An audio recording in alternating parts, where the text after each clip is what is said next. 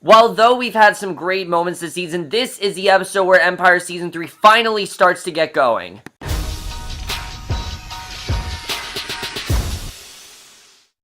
Hey guys, time for Empire Season 3, Episode 4, Cupid Kills, and I was definitely looking forward to this episode. I've been enjoying this season so far, and like I said in my intro, I've enjoyed the slower pace of this season, but damn this episode. I mean, this episode was right up there with the premiere. I really did love this episode overall. If it had not been for the last scene, this would have easily been the best episode of the season. I really did love this episode overall. Things really are getting set in motion. Next week's episode looks insane, but let's just get in this episode because there is a lot that went down in this episode.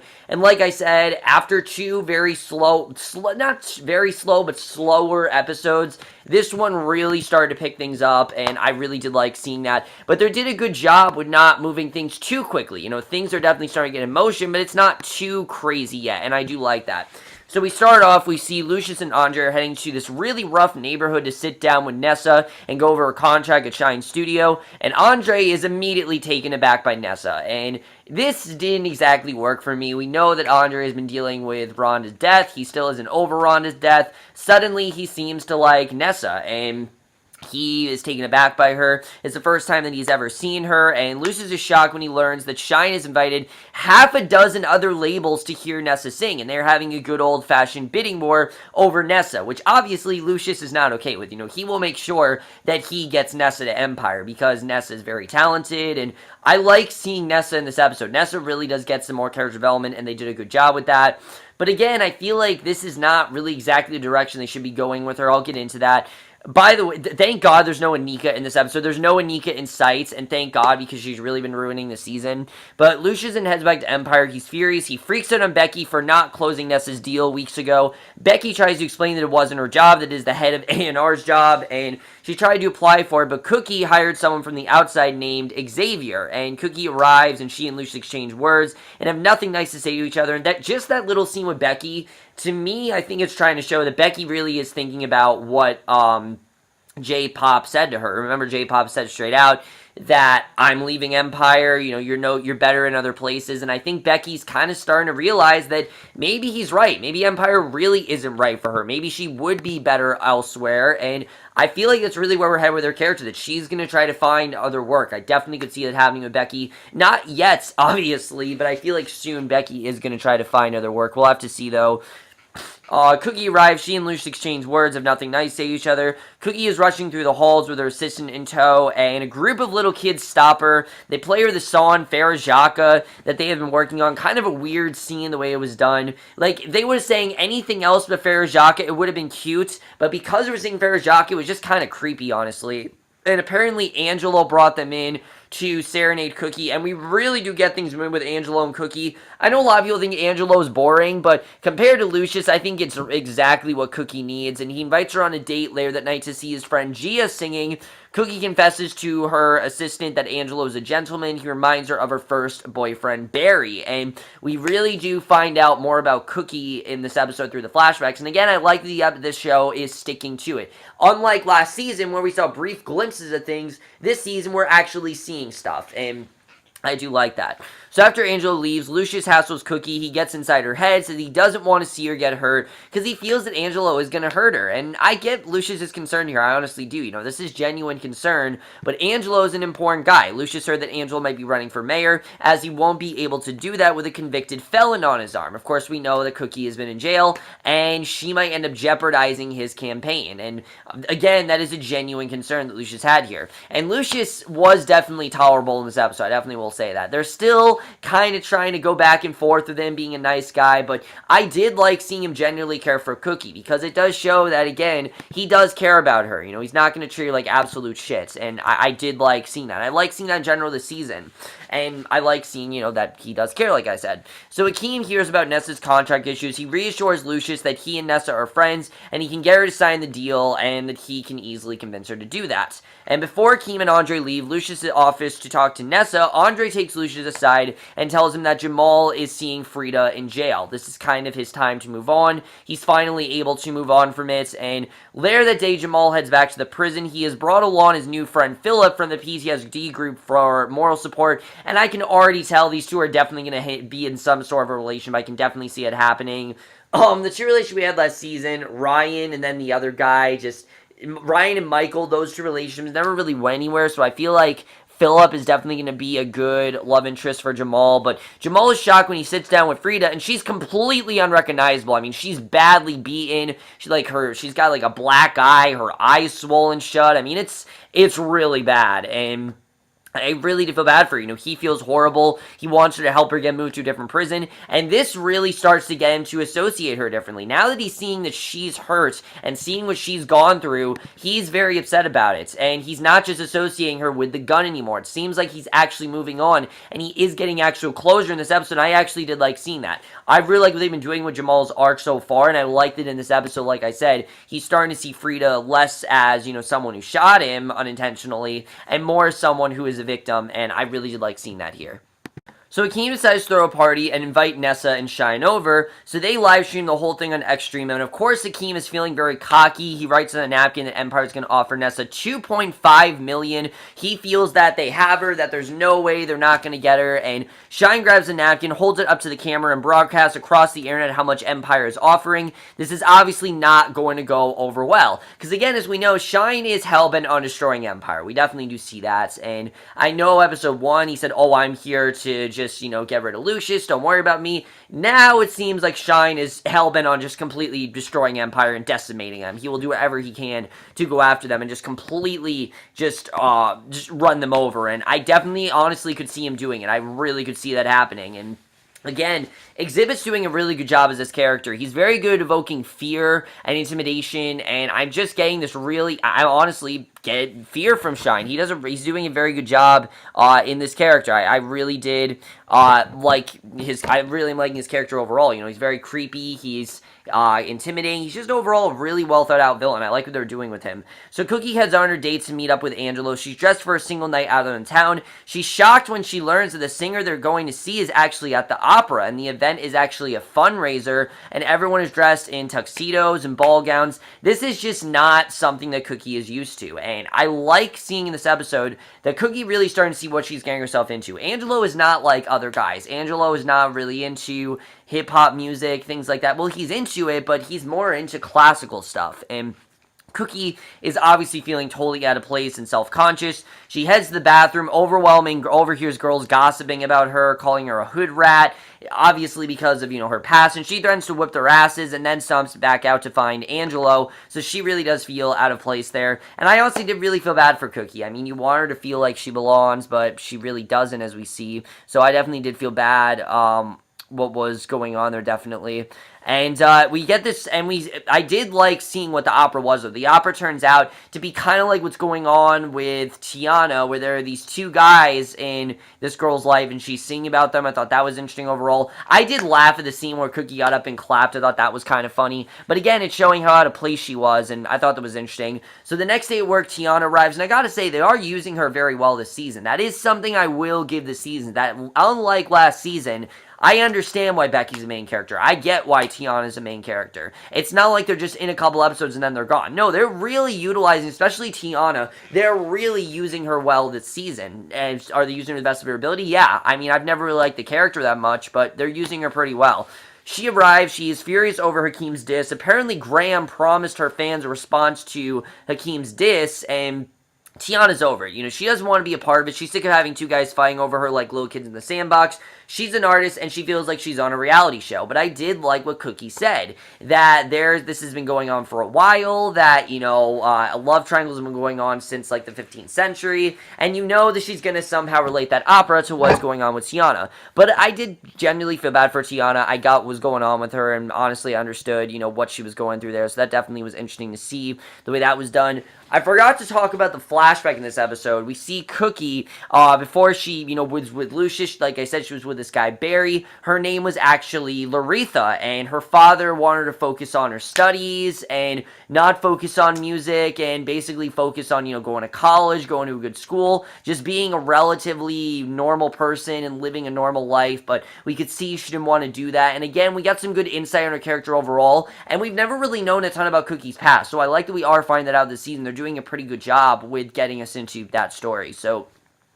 Jamal meets up with Angelo. He wants Angelo to help him get Frida out of jail. Angelo thinks she should consider Frida pleading temporary insanity, and Angelo promises to get Jamal in touch with a good lawyer who might be able to help Frida, because Frida obviously is just not safe there. She shouldn't be there. She should be out of jail, and Jamal will do whatever he can to make sure she's out. So Andre then pays Nessa a visit by himself. He reveals that he knows her brother that passed away, and all about Shine taking her in. And it's this honestly kind of a sweet scene the way this was done. But it's time for Nessa to take back her life and get what is rightfully hers, we find out. And that, Shine isn't really, that's obviously, someone that's taking her in. Andre points out to her that Shine is just exploiting her and that she will make a horrible mistake if she doesn't sign with Empire. He's just using her to, exploit her in front of Lucious' face. He's using her for money, and he really doesn't care that much about her. And I think it's very much true. Empire does want to help her. Empire does want her to be, Empire actually does want her to be very successful. Empire does want her to be really good in what she does. And I thought they did a really good job with that overall here. And I like where we're going with her character overall. Good stuff there. So Andre's meeting does actually prove effective. She does sign the contract. Shine arrives at Lucious' office and freaks out. He and Andre throw a few punches and guns are drawn. Lucious holds a gun to Shine, forces him to sign the contract too. It looks like the bidding war is over, and Empire has seemed to won. It seems like Empire definitely has won over, which I was surprised about, but just through some form of, sympathy and actual, not just intimidation, and not forcing her to do something, they were able to get through to her, and I like seeing that. So Jamal and Frida head to see the judge with the new liar. They argue temporal insanity, and Jamal speaks on her behalf. The judge agrees to grant her bail until trial, so it looks like Frida is going to get out of prison. It looks like he's going to help her do that. And I think Frida really is going to be the one to help Jamal be able to sing. I think definitely they're going to bond over that, and I like seeing this overall. I do like seeing those two work together. So Cookie was inspired by her trip to the opera with Angelo. Now, she had good intentions here. She brings Gia, the opera singer, down to the studio to perform a clackback track with Tiana. She streams it live on Xstream. Tiana makes it pretty clear she isn't on Team Graham or Team Akeem. I like the song that she sang overall, but again, Angelo's not really that impressed because it's the opera song and then she turns to a pop song, and Angelo joins Cookie in the studio to check out the new music. Lucious arrives and he can't help but rattle Angelo. Kind of a funny scene. I like that he was singing the opera and everything. He takes Angelo aside, reveals that he actually gave Cookie her nickname. We see this scene where Cookie was with Barry. Lucious brags about roughing up Barry back in the day because he didn't feel Barry was right for her, and he was the one that started calling her Cookie and basically gave her that nickname, which again, interesting stuff overall, and I like seeing the way we're touching upon their relationship, seeing, how far Lucious and Cookie have come, showing their insight overall. I like the way this is going. I overall do like their story. So Lucious taunts Angelo, says that he and Cookie always find their way back together again, and that Angelo doesn't really fit into that narrative. Angelo is gonna be by himself. Angelo should be alone, and clearly Lucious does not want anything to do with Angelo. He feels that Angelo is disrupting them, and I get that Lucious obviously wants Cookie back, but I do get it. This episode definitely shows that Angelo might not be the right guy for Cookie. Is she really willing to give up that crime life? Is she really willing to put aside all that music and just go for this guy who is so drastically different than her and has such different types of ideals, though those two mesh well together? Is it enough for them to get, is it enough for her to put aside everything and get together? We'll have to see what ends up happening there. I don't really know what's going to happen with that, but overall, I really did enjoy what we got there overall, because I think it's an interesting direction to go with him.